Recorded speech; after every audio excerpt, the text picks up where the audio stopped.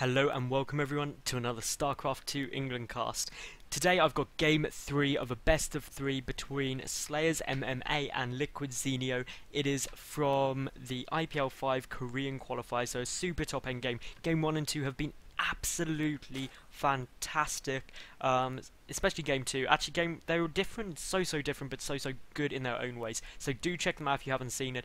They were fantastic, but of course, by being a game 3, you are fully aware that this series went 1-1 so far, and well, it's all down to game 3. Neither of these players want to lose. So who do we have? We have SlayerSMMA. He is in the top position as the red turn. In the bottom position, we have LiquidZenio as the green Zerg. Green is a great colour. I think we can all unanimously agree that green is the best colour in StarCraft for the look and feel of it, no matter what race. If you do disagree, leave a comment. Tell me what is your favourite colour. It would be awesome, because why the hell not? Anyway, so what can we expect from these players? Well, frankly, I have no clue, other than Zeno is probably going to go for a 15 hatch. It's almost certain. It's CVT. It's what you do. 15 hatch, 16 pull. If you're going for something, anything else, I'd be table flippingly confused.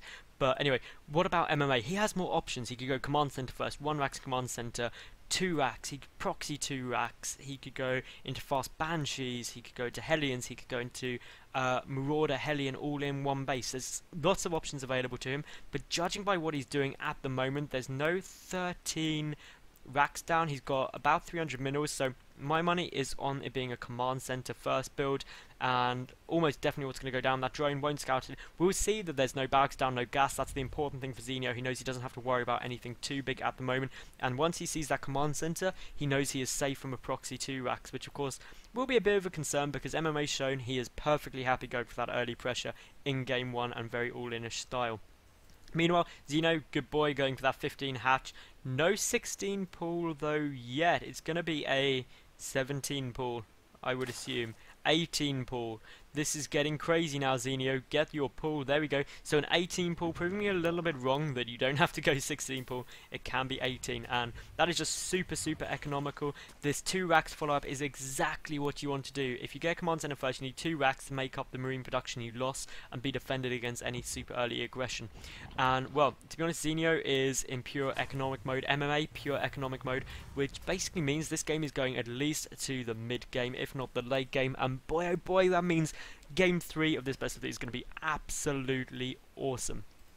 Like, it can't not be, as far as I'm concerned, by this opening. Neither player is going to all in or just win flat out. I mean, Zenio, what is his options? Well, he knows that command center's down, so he's going to be looking to take either a third very quickly, or he needs to go for a Ling Bling or Ling Bling Roach all in, and really, well, not all in, but 2 base heavy push to deal a lot of damage. Otherwise, he cannot outplay MMA on equal basis. It just won't work. So what do we have so far? Well, we now have a 3rd barracks added on. This is suggesting we're not going to see reactor Hellions for quite a while. Also, there's no gas, obviously that's not an option at the moment. We do have that SCV poking and prodding around. 2 Zerglings out, we've got the 2 queens. Will we see Zenio go for up to 4 queens off 2 base, as we've seen previously, which I personally really loved, because it gives you better creep spread, it gives you better protection. It's just awesome. So, yep, we are 4 queens, absolutely brilliant, I love it. Like, massive heart to the Zenio there for doing what I personally feel is one of the best early game strategies of Zerg, which is those 4 queens. The first 2 gas on their way out now for Zenio, for MMA rather. He's got that 3rd racks about to finish up. He is just pumping out a lot of marines, trying to pick off this overlord. And is it going to go down? Yes, it will. So, of course, that's a big win straight away. It does supply block Zenio momentarily, which is so frustrating for him. It basically means that his production's cutting for a couple of seconds. It also means he needs to get an extra overlord out in order to keep up in terms of that production, because again, supply blocked, which is just a couple of seconds, which at this level you can't afford a couple of seconds. It's too much. You have to be playing bang on or you have problems. So MMA is probably feeling quite happy with himself. This double Evo Chamber Engineering Bay coming down for MMA. He is in a great spot. Double upgrade started so early, mean that going into the mid game, the upgrade advantage is going to be solidly there. A Spine Caller down, 3 queens forward, ready to deal with any aggression that may or may not be coming. Obviously, both watchtowers are held by MMA at the moment. He knows Zeno should know that there's a couple of marines on the field.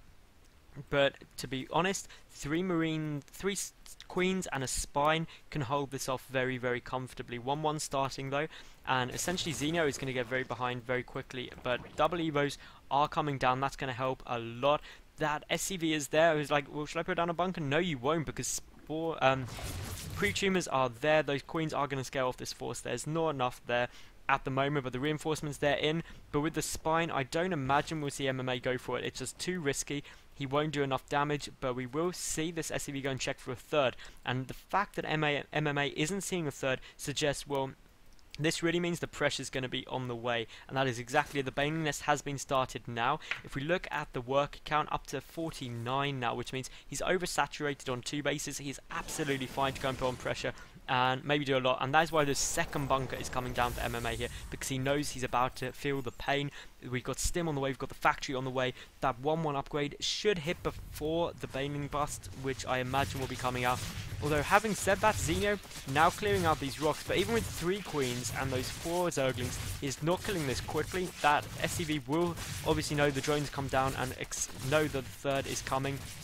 And it'll be interesting to see MMA's reaction to that, because obviously he knows that maybe this isn't a 2-base big timing push or anything like that. The 1-1 upgrades are for both players at the moment. They're coming out pretty damn hard. The SCV is going to get taken out very, very quickly. Of course, speed just about to finish. 2 Banelings morphing in.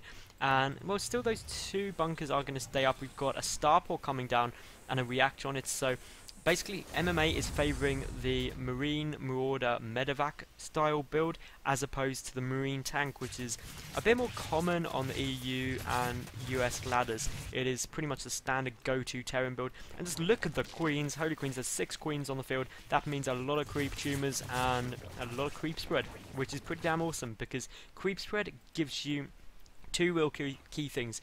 Firstly, I think most importantly, is it gives you map vision. And that's really split into, you know what's coming at you, and it gives you time to prepare. If your creep spread is just outside your base and you don't hold the watchtowers, you have no clue. If creep spread is in the middle of the map, you have a good advance warning of the Terran force moving out. Secondly, it gives you your units additional speed, which just helps with the surrounds, helps with the Baneling connect, and helps you defend. So definitely this is why creep spread is fantastic. The macro hatch on the way out for Zenio, his 3rd base on the way out as well. If we take a check up at MMA's base, well, what's he got? He's got Tech Lab coming on this factory, so tanks are on the way. The double medevacs are on their way out. They will make this MMM force, which was so prevalent, so strong, especially much earlier on in kind of season 1 at MMM, was just such a devastating build to go for. And of course it is still very strong. The 3rd command center is down for MMA, and this is really critical. Push, expand, push, expand. Same time, that's when you do it. It works because if you're attacking and your opponent is defending, they can't be attacking your expansion, which means you can get it up safely. You get that additional income to make your next push really hard. Now, Infernal Pre-Ignite is coming out, more commonly known as Blue Flame. This is a nice addition because obviously if Zenio goes for too many Zerglings, Blue Flame Hellions will wreck them. And it's just really a nice addition. They're also mineral units, which means that gas can be used for more tech. And, well, the 1-1 is done for both players now, so they are on equal upgrades. The Baneling's the big concern here for MMA. That's why that scam was used to pick off the creep tumor, so you can pull it back. And a big double drop loaded up here, going straight into the main base. And of course this army is very far out of position. At least a couple of overlords going to get picked off. A couple of Zerglings do come in, and some great pickups yet again, but those Zerglings absolutely ate through that force. But the 3rd base, that's up. That's what MMA cares about. That's what that push was to achieve. It wasn't to do big damage, it was to get a 3rd base. The 4th base on its way out for Zenio though. He is up to those 70 drones. He's going to get somewhere between 70 and 80 most likely. That will saturate the 3 bases. And then really it's into powering out units. Hives on the way, 6 infestors, fungal growth so strong against both grouped up marines and also those Hellions, which we can see coming out. We've got the Overlord speed upgrade coming out 2-2 for both players. Combat shield is coming out.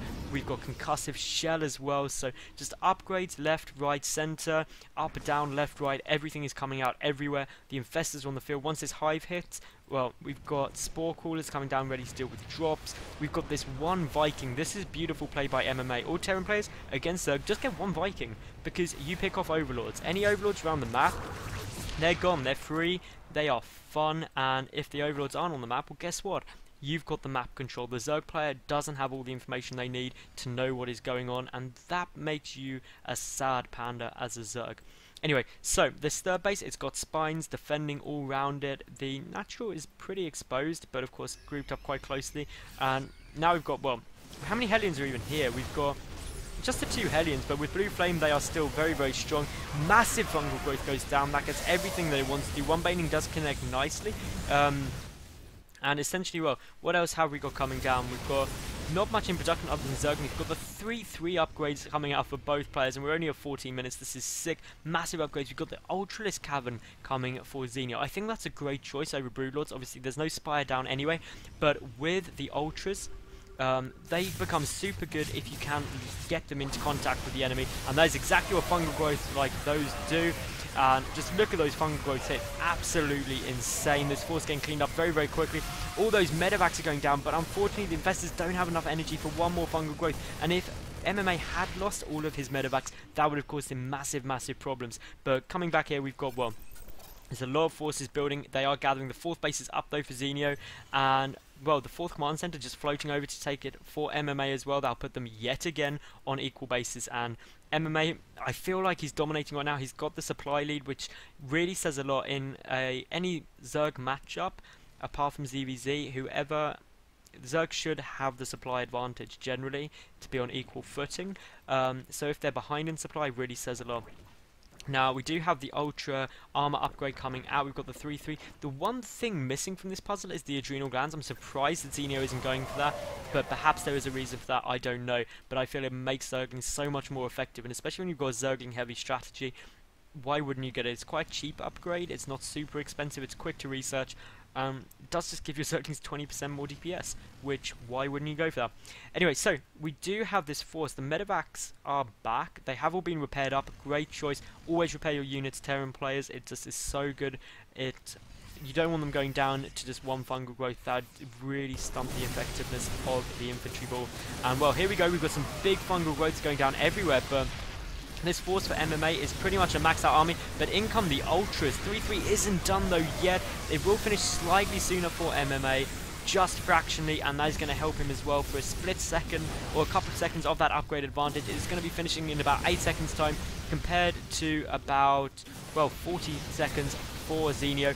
And well, there's the plus 3-3 upgrade for Marines on 3-3 are so devastating. Drones are being pulled, which says so much. The Ultras, they're going down, but some big Baning connects go as well. But just so many drones taken out there. 32 drones killed by MMA, and he's now moving his way up towards this 4th base. And with those rocks still up, this force has got a long way to go and deal with it. Could pick off just the spine, which will help. Obviously, every little does help here. It really is the motto of StarCraft in the later game. If you can pick stuff off for relatively cheap or cost-effective engagements, you're in a good position. Is the Spire coming down, because obviously eventually Xenio does need to transition into Broodlords. They are the real workhorse of the Zerg late game army. And likewise, MMA, he needs to start getting ready with those Vikings. He's got Ghost Academy coming down. That is awesome. Obviously, Ghost, we've got this 4th base up. It's a planetary fortress. Get great choice. It's extra defended from any Ling Rumbuys or anything like that. Meanwhile, we've got a force running in the front right here for MMA. Xenio needs to get good engagement because, of course, MMA again nearly maxed out. 42 Zerglings coming on the field, and this is just fun. What is the infestor numbers like? Well, that's the concern. There are no infestors out right now. Xenio, you're banking up a lot of gas. This is purely for some kind of transition, but he needs those infestors to deal with this force, because otherwise he has no way to deal with that splash damage, to deal with the infantry ball, and no way to pin this army back. And obviously with MMA's amazing micro, he's going to be able to kite these Ultras so effectively and not take the damage that needs to be done. Oh, actually, it's because the infestation pit was sniped out. I did not notice that at all. So that is why there's no more infestors. And well, this is just going to be a bit of a whitewash ride here, this engagement, unless of course Xenio can pin him into a corner, and that is exactly what Xenio manages to do. But once you've dealt with one force, you have the concern that another is right there at your door. 6 Corruptors on their way out. They're going to help deal with the medevacs and also the drops. But what's this? We've got a nuke. If a nuke goes down, the level of awesome may just be too damn high. And sorry for the internet meme reference there, but seriously, if we start seeing nukes, wow, happy face, like not just a normal smiley face, like the super happy face where you use a capital D. That's how happy it'll be. It's even a double Ghost Academy. We've got the personal cloaking, we've got the energy upgrade, and also a second nuke in production, because why the hell not? Let's get all the nukes. And well, Greatest Spire, that is on its way out still. We've got these Marines dropping absolutely everywhere. We've got dropping the main base. The Ultra Cavern is going to go down. It wasn't a drop, it was just units running up. And now that Ultra Cavern's down, that means the only tier 3 units available will be those Broodlords, but not until the Greatest Spire is out. The Ultras on the field are an endangered species effectively now. But this drop's still going down. Killing the Evo Chambers is fine because guess what? 3-3 is already done. These players are maxed out on upgrades. So these Ultras very, very strong as well. Obviously with the Ultra Armor upgrade as well. The Hive importantly staying up. So the Greatest Spire does as well. A new Ultra Cavern being produced. And still, even though the Infestation Pit is back out, only 3 Infestors out at the moment. We've got a drop coming down. The 4th base was picked up. The 5th base is going to get taken down very, very quickly as well. That's going to put MMA in a good position economically. And to be honest, now that 5th base has gone down, I can't help but feel that Zenio is in huge, huge problems. 5 ghosts are on the way as well. And now, essentially, what my thinking is I don't want to miss a nuke. And I have a terrible, terrible feeling I may miss a nuke because there's just so much going on. A big spine wall comes down. That is very, very important because it means ultimately this base will be more defended and shouldn't hopefully go down again. 2 nukes in production at once. Does that... Well, that means there's a 3rd Ghost Academy. Oh my god, there's nukes. There's going to be so many nukes. Here come the ghosts. The ghosts are coming, and this is scary. If these get some big nukes off, it could be so devastating. Are there any overseers? There is one. Where is it? That is going to be absolutely critical. The personal cloaking field is down. The ghosts are on their way in. A scan goes off, and well, what are these nukes going to be able to do? It's gonna be crazy. That's all I know. I can hear a nuke. It's coming down. These spines, they're gonna have a bit of sad times, and well. Suddenly we've got 2 more overseers coming in because we know nukes are in the field. But guess what? It's going to go down, and there is quite a few drones there. They get completely taken out. Those spines take huge, huge damage. Is there any more nukes coming down? I can hear it. Where are they? Where are they? Nukes are everywhere. I have to look, but we've got a drop coming down. Meanwhile, we've got a nuke coming down at the 3rd. I heard a 2nd one, but I just don't know where it is, so I'm just going to watch this one, which is going to hit, and oh, look at that, absolute devastation. All of those drones taken out. That is now a grand total of 77 workers killed. Meanwhile, we've got this force running away for MMA here. He does not want to get caught down, but some big fungal growths mean those Ultras are able to connect. The Broodlords aren't out actually yet. There is no Broodlords on the field so far for Zenio. I can hear more nukes going off, but do I know where? That's going to come right down towards the back, and that's going to effectively mean that Zenio has to run away. He is going to find the ghost, though, before the nuke hits. That's the only slight advantage, but I hear more nukes coming down. Where are they? One would assume they'd be going near bases, but no, they're actually just going into a nice little position, but that ghost has been spotted and will get taken out. But the 4th base yet again goes down there for Zenio, and he's now in big, big problems. MMA is just staying maxed out. Obviously, you've got to remember he's at 4 mining bases. He has also got this 5th command center floating down into position now. This is everything he wants. And look at these drones just getting completely murdered. 85 drones now killed to 3. That takes the work count of 54 to 64. So somehow Zenio is staying in, and there's the GG. Whew. Take a breath. Fantastic. That was hectic. That was crazy. So if you did enjoy this game, please thumbs up the video. That would be my first request, me to you. It'd be awesome. It'd be super, super good. It does me a huge favor. Request 2, you don't want to miss more awesome games like this, do you? Hell no you don't. Hit that subscribe button. I'm even probably going to put a helpful annotation up so you can do that super quick and easy. 3rd thing, on the right, more awesome casts, because hell, I put up new games every single day. They're always, or I try to make sure they're always super awesome. They're pro level games. I wouldn't want you to miss any, and if you enjoyed this, you'll definitely enjoy more. So go check some out, that'd be cool. And really my last point, I hope you did enjoy, because wow, I enjoyed casting this series. It was epic. I was so hyper.